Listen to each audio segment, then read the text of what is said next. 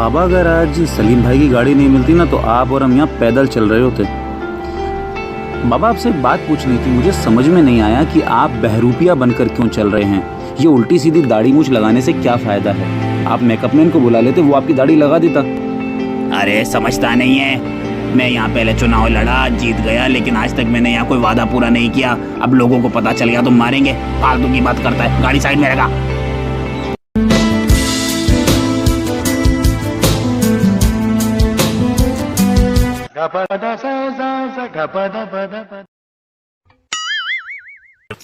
अब किसका फोन आ गया? एक तो तू ऐसे जंगल में लेकर आया है और उसके ऊपर ये शंकर।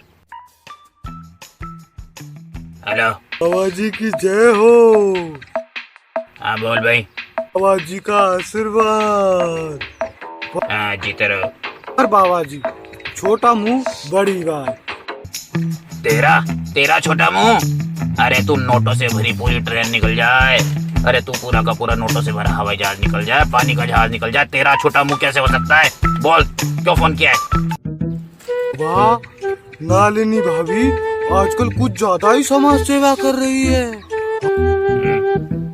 हाँ, और गरीबों के घर जा जाकर हमारी गोरी भाभी का रंग काला पड़ता जा रहा है।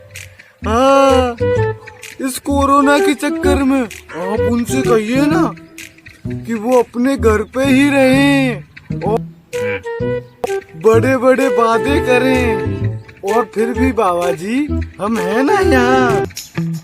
बक चुका जो बकना था, अब जो काम दिया है उस पे नजर रख, विपक्ष पर पूरी तरह से नजर रख, समझा? चल रख फोन। बाबा जी की जय हो। एक तो ये तेरी बीवी ने जीना हराम करके रखा है मेरा, समझ में नहीं आता क्या करूं इसका। इसको अभी फोन लगाता हूँ, रुक। बाबा, वो जो कर रही है उसे करने दो, आखिरकार वो उसका काम है।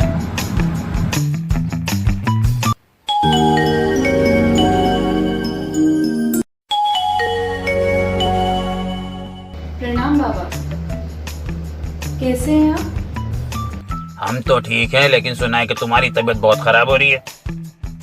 तुम्हारे दिमाग के अंदर ये समाज सेवा का भूत कुछ ज्यादा ही चढ़ रहा है। ये क्या बोल रहे हैं बाबा, मैं कुछ समझी नहीं। देखो बिटिया, तुम्हारा अभी राजनीति में जन्म हुआ है और हमें यहाँ 50 साल हो गए। अपना ज्यादा दिमाग है ना कम लगाओ, समझी?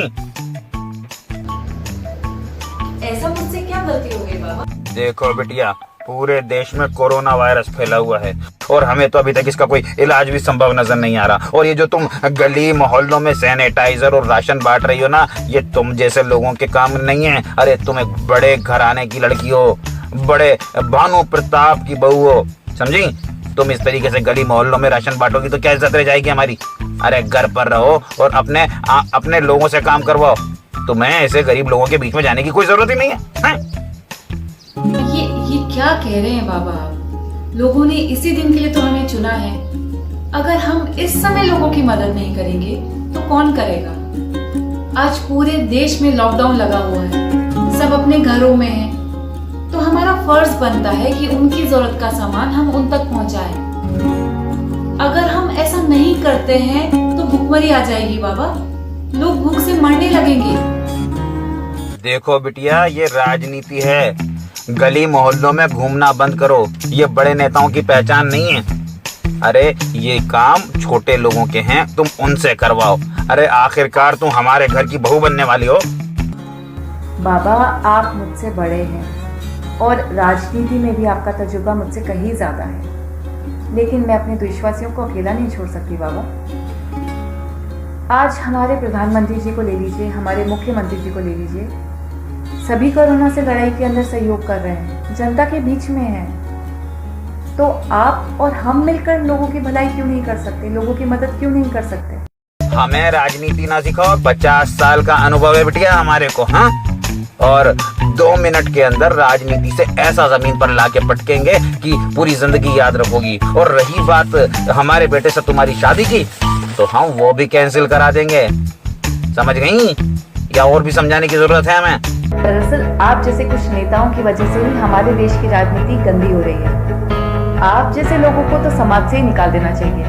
और हाँ, रही बात शादी की, तो अपने बेटे को अपने घर में बिठा के रखिए और चूड़ियां पहना लीजिए। आई डोंट केयर, मेरे लिए मेरा देश सबसे पहले था और रहेगा। हाँ? तेरे को चूड़ियां पहनाने की बात कर रही है? सही तो कह रही है बाबा। जो ऐसे वक्त में देश के काम ना आए, ऐसे लोगों को तो चूड़ियां ही नहीं, उन्हें घाघरा भी पहना देना चाहिए। ये कैसी लड़की पसंद कर ली तूने? ले तू ही बात कर ले।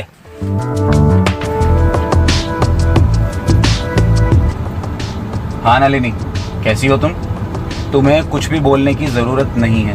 तुम जो काम कर रही हो अच्छा काम कर रही हो। मैं हूं ना तुम्हारे साथ, तुम अपना काम करो। लेकिन बाबा ने तो हमारी शादी कैंसिल कर दी है। शादी बाबा को थोड़ी करनी है, शादी मुझे करनी है। बाबा बड़े हैं, कुछ भी कह सकते हैं। तुम बस अपना काम करो। आज देश को तुम जैसे नेताओं की जरूरत है। आज जो लाखों प्रवासी भारतीय इधर उधर जा रहे हैं, उनको अपने घर तक पहुंचाओ। उनके दर्द को समझो नलिनी, उन्हें सही सलामत अपने घर तक पहुंचाओ। मैं तुम्हारे साथ हूँ। तुम्हें अगर मेरी जरूरत कहीं पर भी पड़े तो मुझे जरूर बताना। Thank you for understanding. ऐसा करते हैं, राज भाई को फोन मिलाते हैं। हाँ, नंबर राज भैया।